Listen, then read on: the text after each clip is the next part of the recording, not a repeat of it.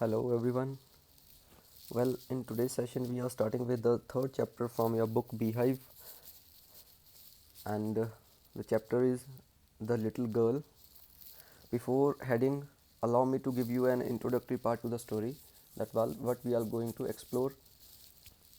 So, the chapter, the whole story that revolves around a little girl, and her name is Kazia.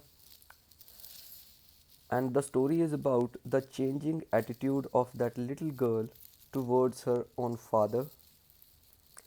Earlier, what happened? She used to compare her father to a great giant, and she was afraid of her father. But eventually, later on, her feelings for her father changed gradually from fear to understanding.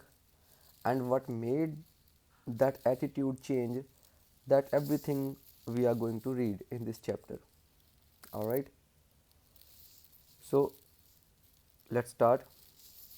Chapter 3, The Little Girl, and that's been written by Catherine Mansfield. Okay, the very first paragraph I am heading with.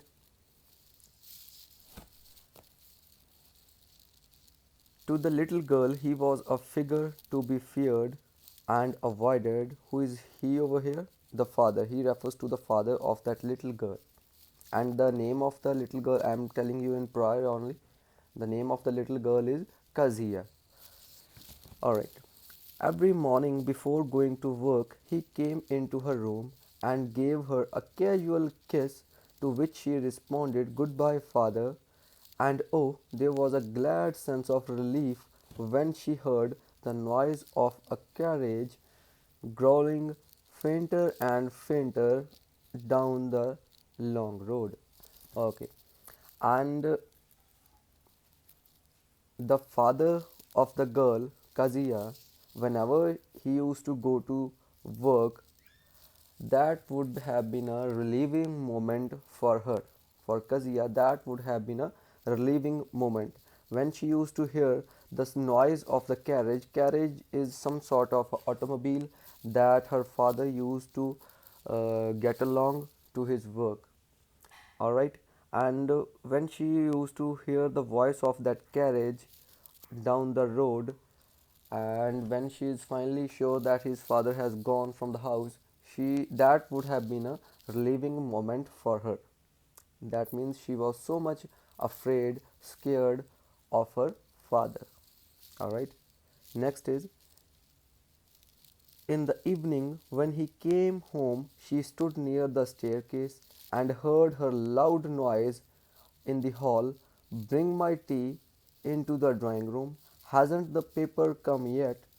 Mother, go and see if my paper's out there and bring me my slippers." And you could mark these lines. So these lines could be added why that little girl was afraid. Those were the gestures, that was the attitude of the father, because of which Kazuya, that little girl, was afraid of her father.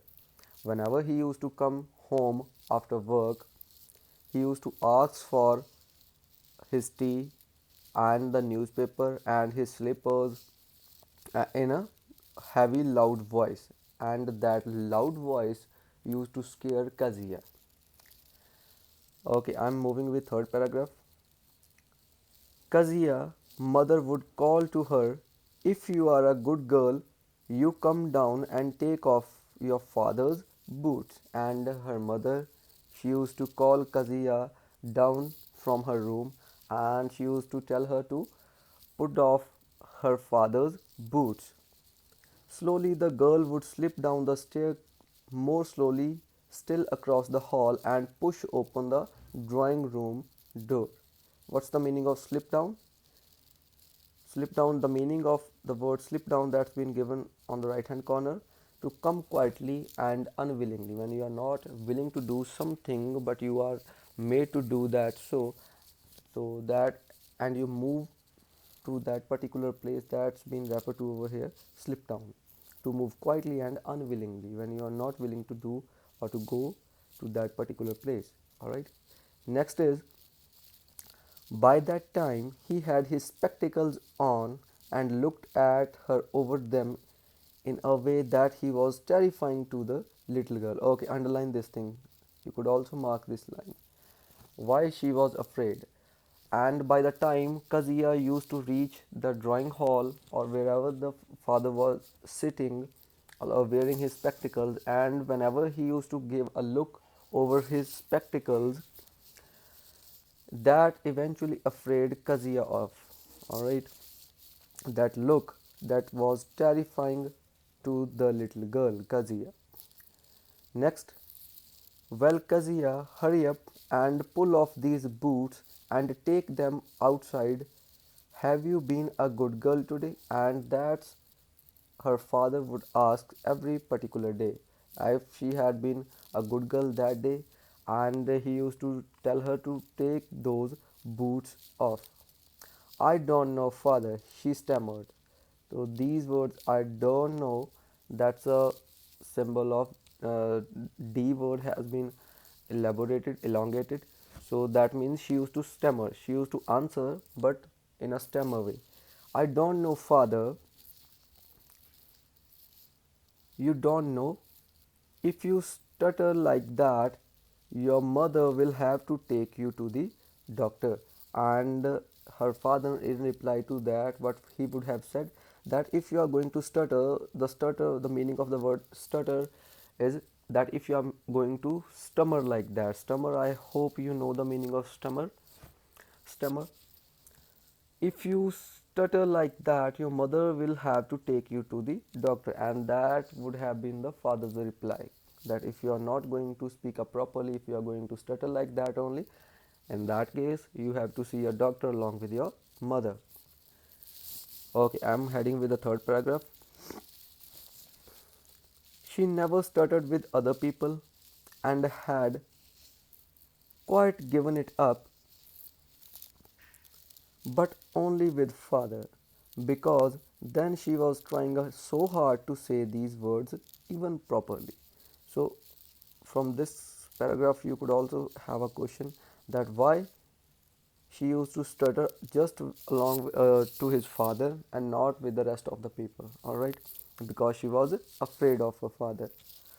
Okay, next is, what's the matter? What are you looking so wretched? What's the meaning of the word wretched? The meaning is given on the right hand corner, unhappy. And his father would have said, what's the matter? Why you appear to be, why you look to be so much unhappy about? Mother, I wish you taught this child not to appear on the brink of suicide. What's the meaning of on the brink of suicide? About to commit suicide. Alright. Here, Kazuya, carry on my teacup back to the table carefully. And he would order Kazuya to take his cup, that teacup he was served with, to the table. Moving on. He was so big, alright. These lines could be framed in the answer why she was afraid of her father. He was so big, his hands and his neck, especially his mouth, when he yawned. Thinking about him alone was thinking about a great giant, and the bodily posture, the figure of his father, that was huge and that appeared to be just of a giant to Kazuya. Alright, beta. Next, fourth paragraph. On Sunday afternoons, grandmother sent her down to the drawing room to have a nice talk with father and mother, and eventually on the weekends, on Sunday afternoons, her grandmother, Kazuya was attached to her grandmother a lot. She used to talk freely to his grandmother only. And on Sunday afternoons, grandmother would send her down in the drawing room and to talk with the father and the mother. But the little girl always found mother reading a newspaper or something else, and father stretched on the sofa, his handkerchief on his face, his feet one on the best cushions, sleeping soundly and snoring. And that would have been the particular scenario in the drawing room whenever she used to visit uh, for a talk to her mother and father. Alright. Next,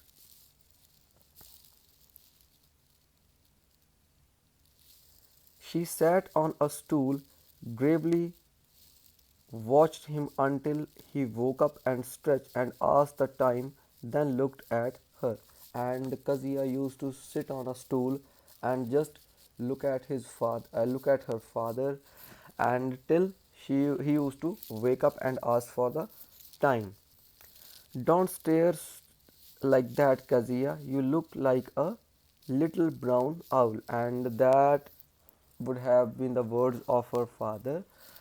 Whenever she used to look at Kazia staring at him, he always said not to look like that at him. She just remembers him of a little brown owl.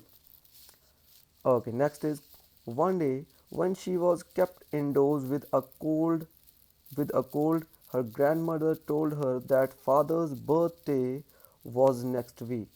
She suggested she should make him some pin cushion for a gift out of a beautiful piece of yellow silk.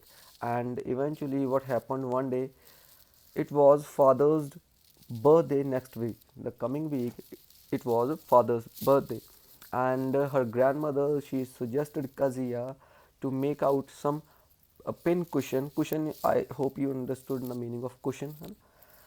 And she suggested Kazia to make out a nice pin cushion for father as a birthday present. Laboriously, what's the meaning of laboriously? With a lot of efforts or difficulty. Laboriously, with a double cotton, the little girl stitched three sides, but what to fill with it? Now, on grandmother's advice, what happened? She made that pillowcase for father, but she had no idea for the fillings, how to fill the pillow with. That was quite the question. The grandmother was out in the garden. She wandered into mother's bedroom, looked for some of the scraps. On the bed table, she discovered a great many sheets of fine paper, gathered them, tore them into tiny pieces, and stuffed her in the case, then sewed up the fourth side. And she looked over the whole house, and eventually she came across a certain of the papers, and what she did, she tore them and into tiny pieces and then stuffed into that pillowcase. That night there was a hue and cry. What's the meaning of hue and cry? Hue and cry is your angry protest. There was a great stampede. There was an angry protest in the house. Her father was screaming at everyone. That night there was a hue and cry in the house. Father's great speech for Port Authority. Okay, mark this thing.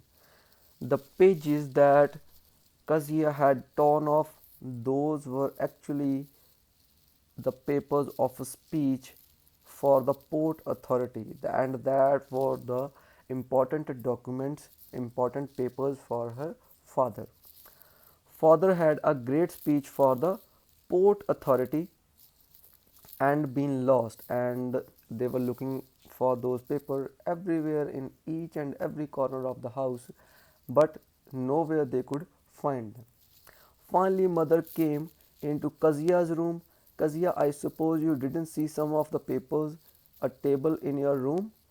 Oh, yes, she said, I tore them up for my surprise for the birthday present of the father. And as her mother came across her room and she asked her if she had seen any of the papers, and she told her, as a little girl, she was so much innocent, she told her the truth that she had torn them up to make up a surprise for father. What? Mother screamed. Come straight down to the dining room this instant. And mother screamed in shock, and she told her to come to the dining room. Alright, next is, and she was dragged down, sixth paragraph I am heading with, and she was dragged down to where father was pacing to and fro with his hands back behind his back. Well, he said sharply, And as Kazuya reached the dining table where his father was moving in a to and fro motion and with his hands behind his back, he asked, "Well, what you are to say about the papers?" And mother explained. Mother, on behalf of Kazuya, she explained. He stopped and stared at the child. "Did you do that?" "No," she whispered. "Mother, go up to her room and fetch down the damn thing. See, that's the child's put to bed this instant." And her father told her mother to go to her room to look for the papers if she had kept over there. Moving on to the seventh paragraph. Crying too much to explain, she lay in the shadowed room watching, and this evening light make a sad little pattern on the floor. And that particular evening, that was a long evening for Kazuya because she was very much distressed. She already was scared of her father. Then father came into her room with a ruler in his hands. Ruler, I hope you know the meaning, that scale. I'm going to beat I'm going to beat you for this, he said. And he said that you have torn off my important documents, and for that I'm going to beat you. Oh no, she screamed, hiding under the bedclothes. She pulled them aside. "Sit up," he ordered, "and hold out your hands. You must be taught once and for all not to touch anything that does not belong to you."